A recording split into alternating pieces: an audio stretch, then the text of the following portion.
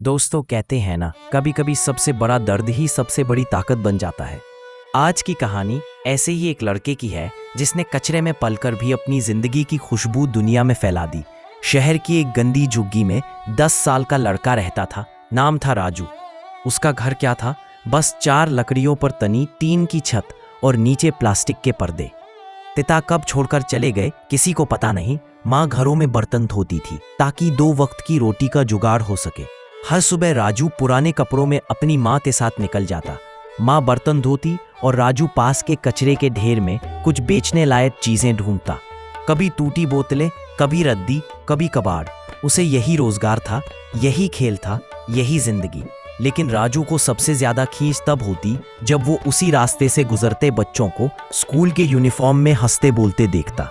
वो रुककर उन्हें देखता रहता, कभी बैग को, कभी कॉपी को, कभी जूतों को।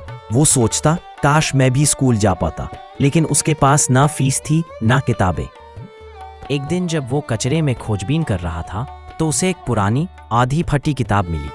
उस किताब के पहले पन्ने पर लिखा था, सपने वो नहीं जो नींद में आते हैं, सपने वो हैं जो नींद नहीं आने देते। राजू को वो लाइन समझ नहीं आई, लेकिन उसने किताब अपने पास रख ली। रात को उसने माँ से पूछा, अम्मा ये क्या लिखा है? माँ ने धीरे से पढ़कर बताया और बोली, बेटा इसका मतलब है कि अगर किसी चीज को सच्चे दिल से चाहो तो दुनिया की कोई ताकत तुम्हें रोक नहीं सकती। राजू ने उस दिन फैसला कर लिया, वो पढ़ेगा। अब रात में जब बाकी सब सो जाते, राजू उसी फटी किताब को लेकर दिए की लौ में पढ़ने की कोशिश करता। उसे अक्षर पहचानने में मुश्किल होती, पर वो हार नहीं मानता। कभी आसपास के बच्चों से पूछ लेता, कभी माँ से, कभी खुद अनुमान लगाकर लिखता। धीरे धीरे वो खुद लिखना सीख गया, ABCD से लेकर गणित तक। सब वो रद्दी से मिली पुरानी कॉपियों पर अभ्यास करता। एक दिन मोहल्ले के एक स्कूल टीचर वहां समाज सेवा के लिए आए। उन्होंने देखा कि एक झोपड़ी में छोटा सा लड़का अकेला बैठा है और दिए की रोशनी में पढ़ रहा है। टीचर ने पूछा, बेटा कौन सिखाता है तुझे? राजू बोला, कोई नहीं सर, खुद ही सीख रहा हूं। टीचर हैरान रह गए। उन्होंने अगले दिन उसे अपने स्कूल बुलाया। फीस नहीं मांगी, बस कहा, अगर तू वादा करे कि मेहनत नहीं छोड़ेगा तो मैं तुझे सिखाऊंगा। राजू की दुनिया ही बदल गई। अब वो दिन में कचरा बीनता और शाम को स्कूल जाता। धीरे धीरे वो सबसे होशियार बच्चों में गिना जाने लगा। उसकी लगन देखकर स्कूल ने उसे किताबें और यूनिफॉर्म दी। समय बीतता गया। राजू ने 10वीं पास की अच्छे अंकों से, फिर 12वीं, फिर कॉलेज और आखिरकार वह सरकारी टीचर बन गया। लेकिन दोस्तों, ये कहानी यहीं खत्म नहीं होती, क्योंकि असली जीत तो तब होती है जब आप दूसरों को भी जीतना सिखाते हैं।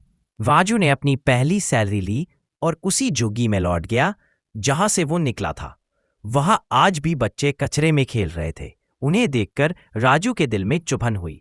उसने वही जमीन के एक टुकड़े पर एक छोटा सा स्कूल शुरू किया। नाम रखा उम्मीद की पाठशाला। पहले दिन सिर्फ 3 बच्चे आए। राजू ने मुस्कुराते हुए कहा, कोई बात नहीं, एक दिन पूरा मोहल्ला यहां पड़ेगा। धीरे धीरे बच्चे बढ़ते गए। माएं खुद अपने बच्चों को लेकर आने लगीं और कुछ ही सालों में उस झुग्गी में 200 से ज्यादा बच्चे पढ़ने लगे। राजू ने अपनी जिंदगी का मकसद बना लिया था, गरीब बच्चों को वही अवसर देना जो उसे कभी नहीं मिला था। आज वो उम्मीद की पाठशाला सिर्फ एक स्कूल नहीं, बल्कि सैकड़ों बच्चों के सपनों की शुरुआत है। दोस्तों, गरीबी कोई गुनाह नहीं होती, लेकिन हार मान लेना सबसे बड़ी गलती होती है। अगर राजू जैसा बच्चा जिसने कचरे में पलकर किताबें ढूंढी अपनी जिंदगी बदल सकता है, तो हम क्यों नहीं? याद रखिए, भगवान हमें वहीं पैदा करते हैं जहां हमारी जरूरत सबसे ज्यादा होती है। बस एक कदम बढ़ाइए, बाकी रास्ता खुद बन जाएगा।